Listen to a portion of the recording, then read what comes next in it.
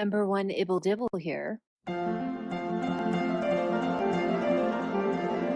Hello, friends. Welcome to part 8 of Meghan in Vogue, my series wherein I do a little expose on anyone who dared to collaborate with Madame professionally on the 2019 September issue of British Vogue, perhaps the wokest fashion mag to ever print. Fair warning, this is a long video and not really about Meghan. There are timestamps in the description box below. We've chatted about Jameela Jamil before. Her many fake ailments, her crazy mom, her denying her entire life was built around becoming a famous actress, and claim that she's simply been lucky enough to have her innate superiority recognized and celebrated. Her claiming her victims unite social media strategy is her girl boss method of building youth solidarity and sticking it to the man, rather than admitting her growing a following sufficiently large and loyal is simply so said man can hire her to sell shit to them via her social media, and her further leveraging said platform to position herself as a thought leader and moral force with zero education and zero actual monetary investment in charity of any kind.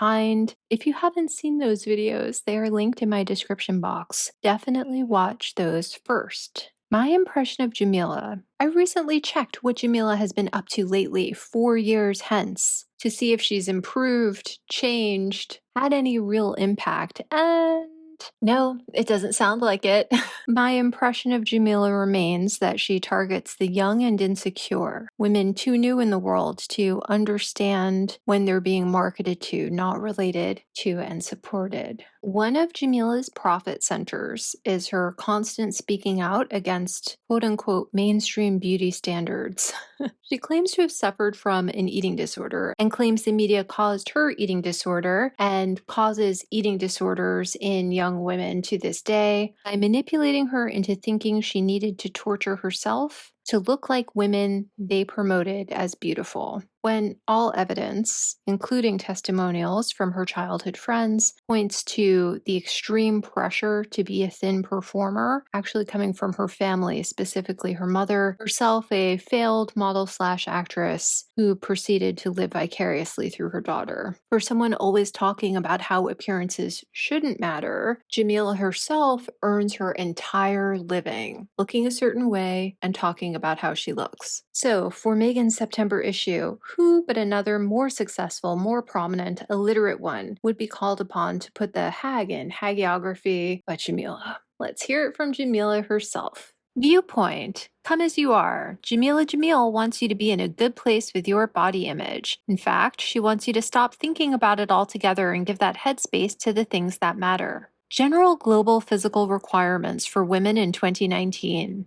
Be thinner, have longer legs, have a small waist, but have a big perp bottom with absolutely no stretch marks on it. Have a thigh gap while supporting this big bottom. Have big but eternally pert breasts, thin upper arms, and a defined collarbone. Have no lines on your face, but do not have a fat face. You must be very angular, but eternally youthful. You must have large eyes, a small nose, and big pouty lips, whatever your heritage. Whatever skin color you naturally are, it's the wrong one and must be immediately remedied with a tanning or bleaching cream. Have no hair anywhere other than on your head. Maintain immaculate nails, you dirty tramp. Please do not have saggy knees. They are so disgusting on women. Do not be weak and allow your body to give into gravity. Be lithe, but never muscular. Have no imperfections anywhere on your person. Cellulite is foul, and although all women on earth have it, you personally should not. Pull out all your gray hairs as soon as you see them, and then dye your hair immediately, so that nobody knows you've ever dared to grow older than 30. General global physical requirements for straight men in 2019. Have beard or don't have beard, up to you. Ugh. I am exhausted, utterly fed up with all of the extra homework society has assigned me to do on my body. The physical requirements demanded of women in 2019 are frankly ludicrous. Yet, women are expected to work as hard as men, to achieve as much as men, be as powerful as men for less money than a man would make, and on top of that appear conventionally beautiful at at all times, be very thin, and never age? Ever? Surely this is a joke, a cruel prank? Sadly, we know it is not. Every woman is aware of the profound double standard that is imposed upon her, as it has been since time immemorial. Everything, and I mean everything, bothers me about this state of affairs, but I am also confused. If we truly understand the depths of the imbalance, then why do we allow it to persist? Why should we be doomed to waste our fine minds counting calories, pounds, stones, and inches when we could be counting meaningful experiences, money, and orgasms? Is it possible that, because we are regularly doused with shame, this absurdity has become so hyper-normalized that we've secretly digested it as an acceptable situation? As a recovered anorexic, someone who has spent the better part of 2 decades terrified of food, unable to wear a swimsuit in public or have sex with the light on, please know, I judge no one who believes their worth is defined by their aesthetic. For me, it took therapy and a daily practice of body neutrality / ambivalence to gradually let go of the misguided notion that I owed anyone anything regarding my appearance. And yet, I still find myself incapable of body positivity. I'm too scarred by how long I have spent hating and punishing myself. I can't just stare at my thighs and shower them with love and praise. Besides, that would just be a new way for my mind to fixate upon my flesh again, which is still taking up space better used for other thoughts and plans. Instead, I don't think about my body at all. I spend minimal time in front of the mirror, I don't weigh myself, and I catch every thought I'm having about my body and instantly drop kick it right out of my brain. I have more important things to do. As a result, I'm the happiest, sanest, most successful, and well-sexed version of myself that I've ever known. I have so many more hours in the day, so much more headspace. I can't believe how much energy I was giving to self-destruction. It's hard for us to create real change when our gender is so exhausted, malnourished, over-exercised, primped, corseted, and depressed. Imagine what we could do with all the money and time we spend on trying to fix ourselves, the holidays we could take, the therapy we could have. The irony that I'm writing this in Vogue is not lost on me. I acknowledge that some women's magazines haven't always served to the best interests of all women, but I believe in the power of Vogue as an epicenter of culture to recognize and remedy the pain of erasure and impossible expectations. I believe in its power to kick the door open and extend an invitation to the previously forgotten to be included in fashion's idea of the fantasy. I'm already seeing it happen. I want you to know I love fashion, I love makeup, I love shoes. I'm in no way demonizing an interest in these things. I'm not suggesting they shouldn't be a part of our lives. They are works of art to me. I see value in them. Men are allowed to enjoy and indulge in these things, and so should we. The difference is, men are not so attacked in the process. Men are afforded more variety, more time, more dignity. Their entire value isn't hinged on their appearance. Their exterior is a bonus and not a basic foundation of their worth. I want that for us. We are too special and too interesting to be judged solely on our appearance, too powerful to be caught in such a constricting harness. Our variety is beautiful, interesting, and important. So I implore you to make memories that extend beyond what you have eaten today. Ask questions like, who would I be if I weren't so busy being perpetually disappointed in myself? Block out the negative voices. Defend yourself against them as you would if you heard someone say these things to a beloved friend. If you don't think your friends have to be thinner, younger, and more beautiful to deserve happiness, then why should you?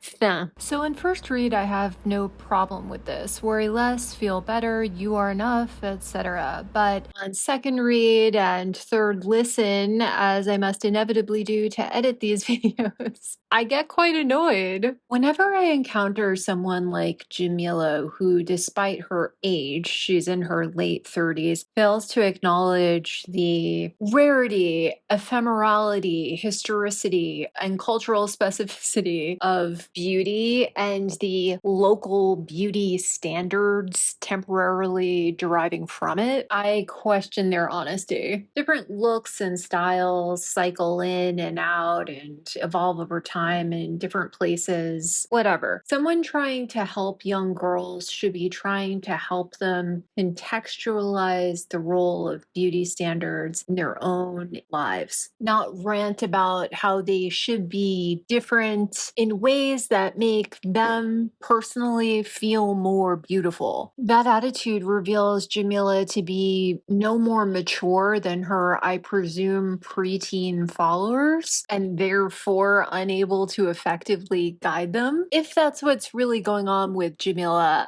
I wonder if that's too generous an interpretation. It could be, and this is my honest opinion, that Jameela Jamil is just another little money-making machine in the culture industry. She's a living, ready-made cliche. She promotes intelligence, but spreads idiocy. She preaches inclusiveness, but advocates for a new conformity, a conformity that suits her better. She also sows divisiveness. I think she has it totally wrong about the evolving standards for boys and men. And I don't know why she has to juxtapose the standards for women against the standards for men. She touts her own experience of talk therapy and quote unquote practice of body neutrality and ambivalence, but gives her readers in this essay and later her listeners in her podcasts no tools, not even an introduction to or evaluation of any relevant skills to deal with body dissatisfaction or dysmorphia. It really makes you wonder, has she learned anything whatsoever? Is she feigning credibility? Is she a human ClickFunnel convincing fans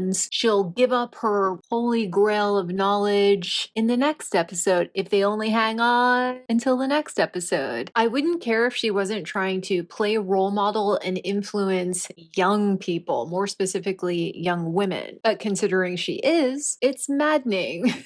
And in my opinion, she's maddeningly disingenuous, not maddeningly stupid, though she might be both. So I'm no role model, but I believe we owe our young people the truth. And if I can tell any young person who might have clicked on this video by accident, one thing it is that it's okay. It's completely okay not to be beautiful, not to be rich, not to be smart, not to be popular, not to be special in any way. In fact, it's to be expected. It's the norm, literally a mathematical inevitability. And it's okay to simultaneously want to be those things. That's human nature. Jameela Jamil and Meghan Markle shouting into the void about representation does you no favors because they can't, even if they wanted to, which I'm not convinced they do. Their constant pretending to speak out against the man while straight up selling themselves to the very same establishment is part of their own image fulfillment fantasy, nothing to do with you. And what makes this all extra annoying is that the evidence and statistics we do have point to fake activism like theirs not changing things for the better, and in fact, possibly making things worse. There are many things that really bothered me about this little essay as I peeled back the layers of the onion, as Meghan would say. So here are my main points. Again, as with all my very long rant videos, there are timestamps in the description box below. Number one, Jameela is very likely lying about her personal weight journey. Number two, Jameela is giving disingenuous advice because it keeps her in business. Number three, why is her advice bad? Because we know it is economically rational for women to try to be thin. Number four, we also know the causality between weight and income goes both ways. Number five, moreover, perceptions of physical beauty are much more closely related to politics and economics than to fashion and pop culture influences and have always been. Number six, portrayals of beauty in advertising, social media, and legacy media over the past decade plus have become increasingly inclusive. Though Jameela seems unaware of this fact because apparently, like Meghan, she still lives in 1999, girls today report feeling less negatively impacted by the social media they consume than girls a generation ago reported feeling negatively impacted by the legacy media they consumed. Yet rates of obesity, restrictive eating disorders, and depression are rising precipitously among not just girls and young women, but young people. Why? Because restrictive beauty standards weren't the problem, and therefore body inclusive imaging is not the solution?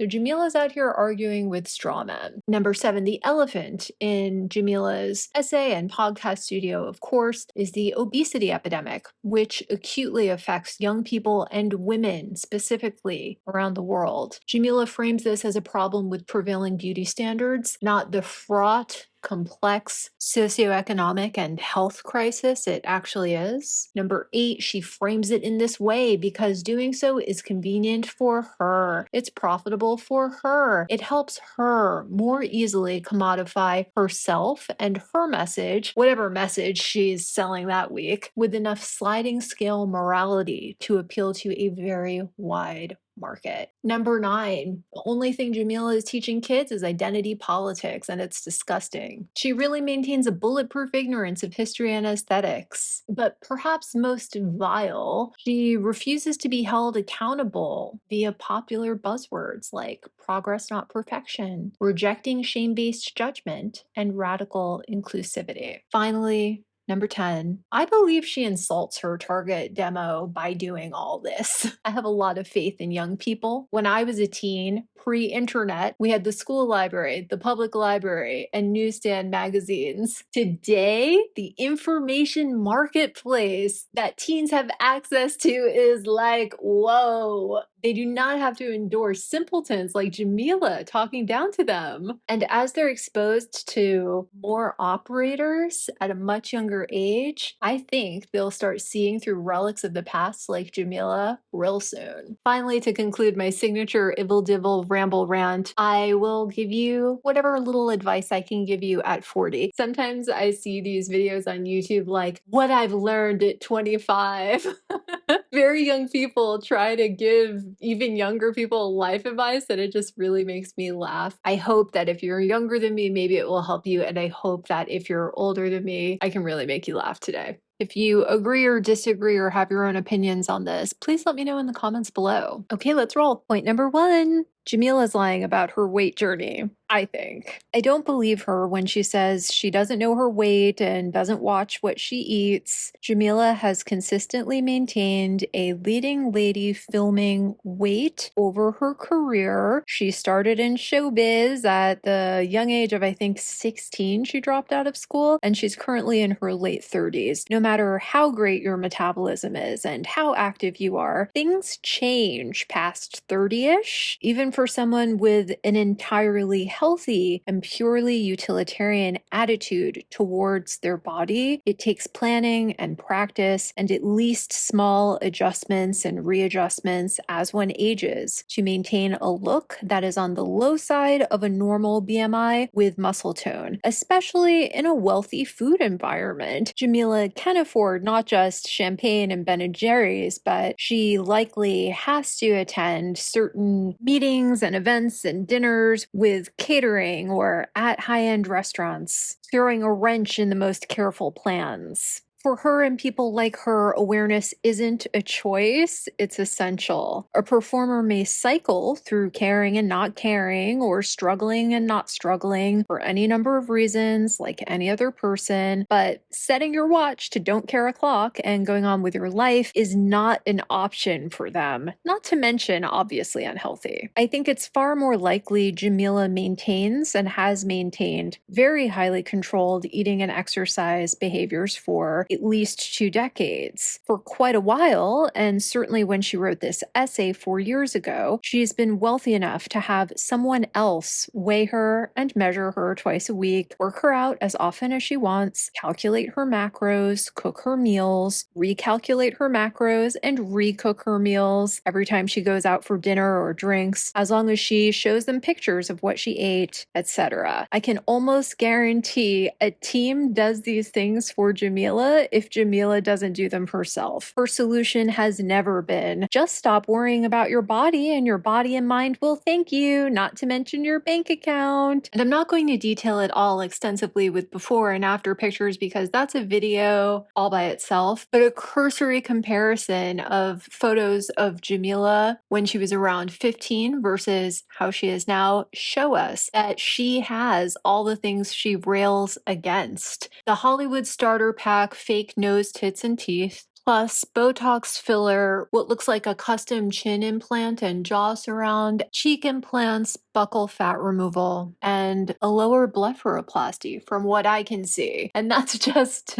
what's obvious to my eyes. And this wouldn't be a big deal, especially considering she's an actress, if she didn't go in so hard against other women for the exact same thing. She goes against people so hard and straight up denies the very visually obvious fact that she's done all the same shit. This is just one example of a tweet where she boldly accuses Cardi B of being a plastic surgery cover double agent of the patriarchy who just bit the dust by selling detox tea, but it's no problem for her to sell bras with her very obviously augmented bust. Isn't it so convenient how these women become allies concerned about the sexualization of and pressures on young girls and women after years, nay, decades completely conforming to quote unquote patriarchal standards of beauty to get as much money as they possibly can? And so we must ask, why is she encouraging you to take an approach she does not take? Point 2. Jameela is giving disingenuous advice because it keeps her in business, and she uses old-fashioned, lazy marketing methods to do so. This essay was written before Go Woke, Go Broke was a twinkle in your conservative mother's eye. In late 2019, as far as women's marketing went, body positive was the new healthy, thick and curvy was the new hot, and woke was the new smart.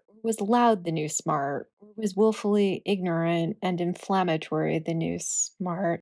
Anyway, Jameela said it herself in a May 2019 interview with The Hollywood Reporter, quote, "We need to see more on our screen of what we see out in the world, and it pays off every single time. I don't know how much more proof you need than Bridesmaids, Black Panther, Crazy Rich Asians. Every show that has gone against the grain has succeeded. How much more fucking proof do we need that it pays to include? There's a big dollar sign out there. If you're not going to do it because you're a good person, just do it for the money." End quote. She's quite right. The point of all advertising is to convince people everything is okay and they're okay, except for this one tiny thing that they can easily fix with fill in the blank product or service. Reason is very seldom the best way to make consumers feel okay, and that's why it's disingenuously mixed with emotion almost all the time. Jameela typically relies on feigned shock and outrage, though I'm sure she has other emotions. Does she?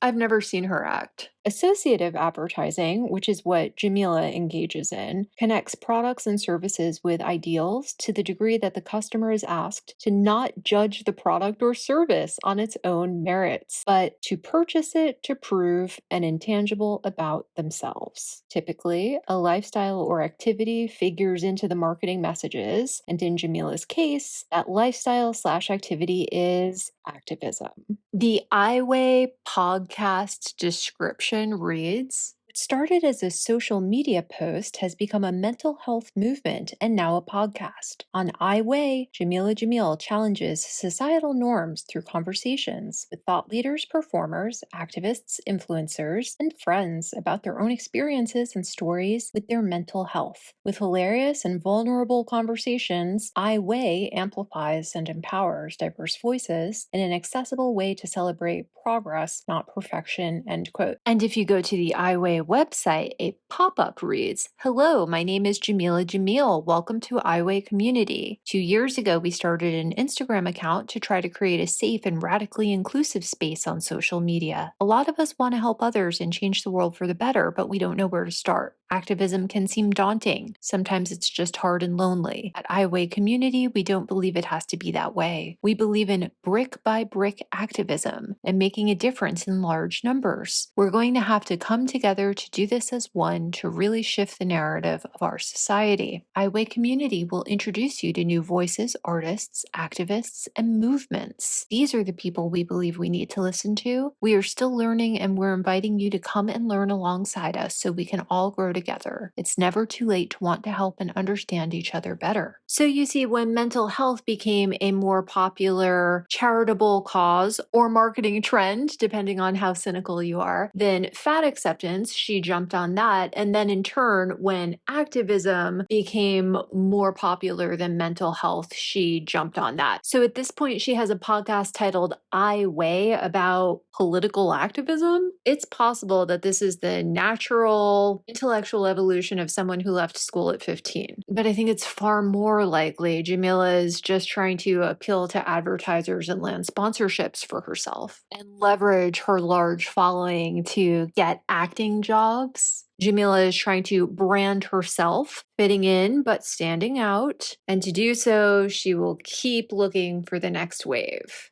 According to a 2019 article in Psychology Today, the lingerie brand Aerie, which Jameela models for, had a 20% increase in year-over-year revenue between 2018 and 2019, thanks to its big announcement on social media that it would hire more plus-sized models and models of color and stop airbrushing its advertising images. Of the campaign, Jameela said, quote, "It's a really cool campaign that is a bunch of people who actually stand for something. And as a South Asian, I don't normally get to see people who look like me in big American campaigns. So that felt super progressive," end quote.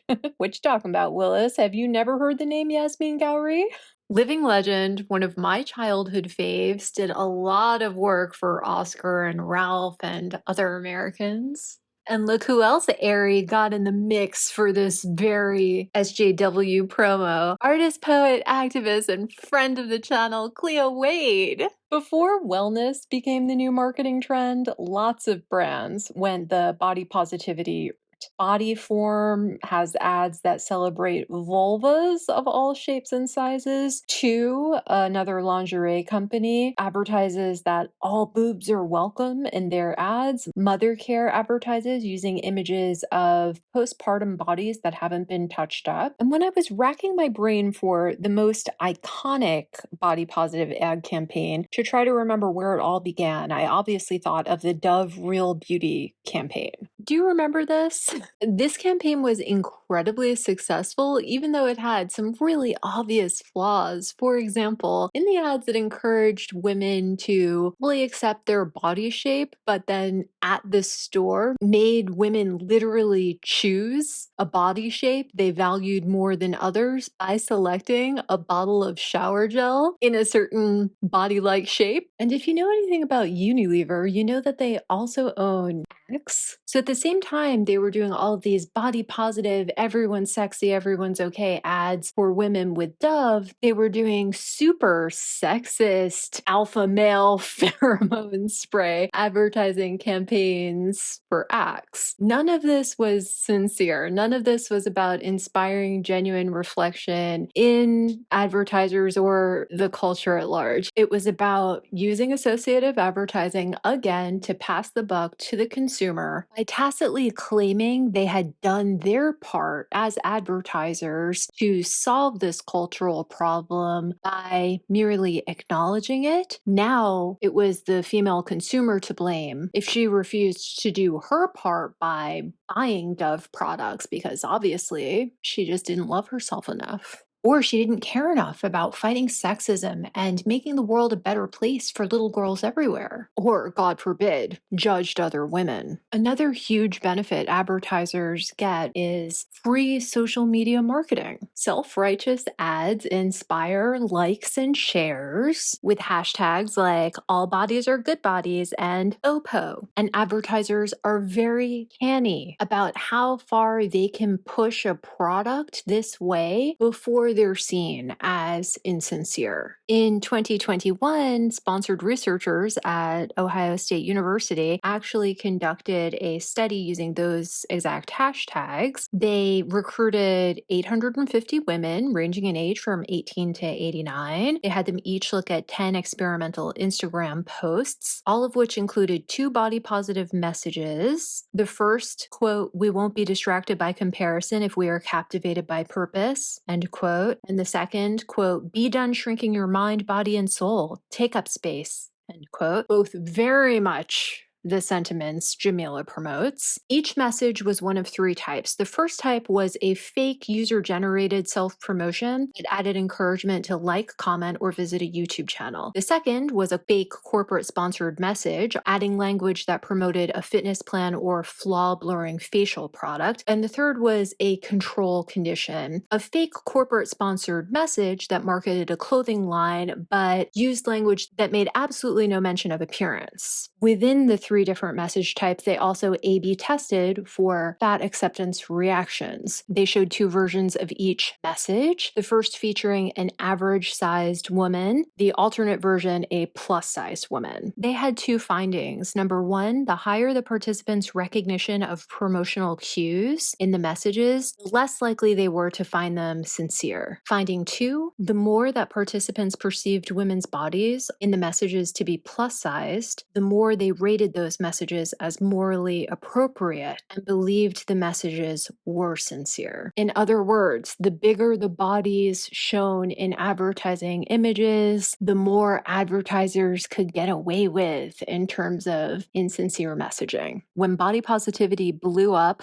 no pun intended, advertisers were like alchemists who hit the jackpot. Cheaper, lazier ads could get exponentially more exposure through social media shares. Why pay movie star primetime advertising prices when you can have influencers handle it on Instagram? Don't bother with set, wardrobe, glam, production, or work in post. People don't want to see that anyway. They want to see the real women with their real cellulite in their real bedrooms. So what would advertisers do with these super expensive, perfectly beautiful celebrity brand ambassadors they had wasted so much money on? A little bit of old-fashioned, popular girl at school, peer pressure and gaslighting, of course. Obviously, have them reassure the public that they are actually the super sexy, hot, desirable ones in their normal bodies, and it's their job to change their own self-perception. And if they can't manage to do that, they should really just shut up about it, because voicing your negative feelings about your own body is not body positive. Questioning the marketers that create and sell beauty trends is unfair when they've changed their ways. I'm sure Americans remember this, but perhaps people from beyond as well. Do you remember when fat became a bad word and friends started denying to each other's faces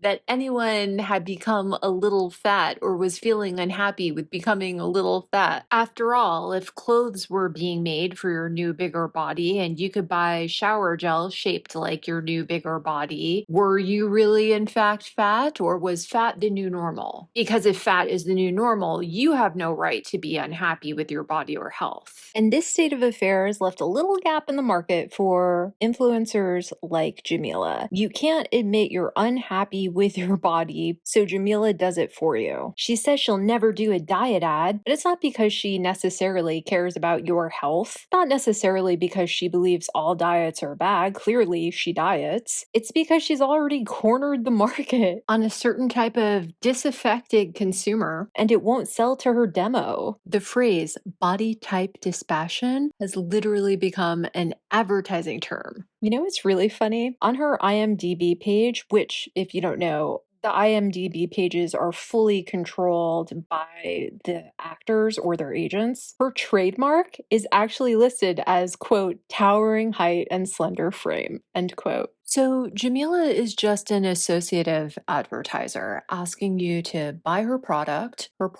being her podcasts, TV shows, movies, and talks. Not because they're good, but because it's your job to support social justice warriors in Hollywood like her if you're a good person. You don't assign her enough moral authority to buy into the authenticity of her messaging, likely because you haven't seen her weight fluctuate enough over the decades to indicate any sort of actual eating disorder, and haven't seen her ever voluntarily disappear from the public eye or seem off in the public eye in a manner that would indicate mental health struggles. That's fine, because she can leech credibility from her collaborators, all more subversive and extreme in their views, voice, and appearance appearance than she is. That's why Jameela was a guest on Meghan's pod, but never invited Meghan to be a guest on hers. Meghan doesn't confer any moral authority on Jameela and is therefore not a suitable guest. If you still aren't buying Jameela, self-deprecation, and praise of her woke guests, it's obviously because you're a bad person who doesn't believe the sufferers of invisible illnesses. Or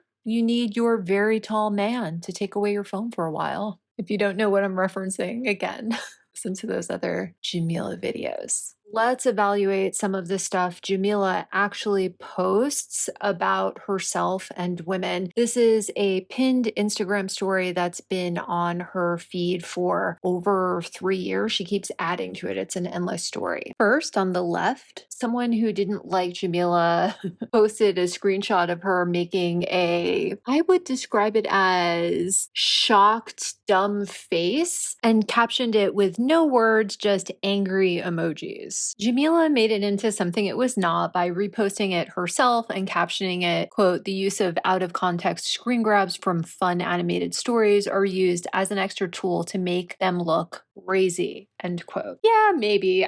Catching somebody at a really unphotogenic moment is just funny, and people use these screenshots all the time to mock people they don't like. Someone did it to you, Jameela, because they don't like you, not because they're making some kind of statement about the mental health of entire groups you claim to represent. Then one of Jameela's followers replied to her story, taking it to a whole nother level of ridiculous misinterpretation. Quote, "Again with the freaking stereotype, we brown people are considered freaking crazy and stupid, and media showing that is freaking stupid. I'm so glad you as a brown girl can show others what it's really like to be brown. This picture represents the stereotypes people put on us, and people will be like, see, told you those brown girls are like this or that. Thanks for speaking up." And Jameela takes this completely illogical, frankly offensive response and edits to add it to this story that she has permanently pinned at the top of her Instagram page. So now someone on Twitter who posted a screenshot of Jameela looking dumb for a tenth of a second on Jimmy Fallon is a racist who seeks to denigrate all brown people by making them look stupid and crazy? What the fuck? It has nothing to do with being brown, nothing to do with being crazy, nothing to do with being stupid. People do this to everyone, regardless of color.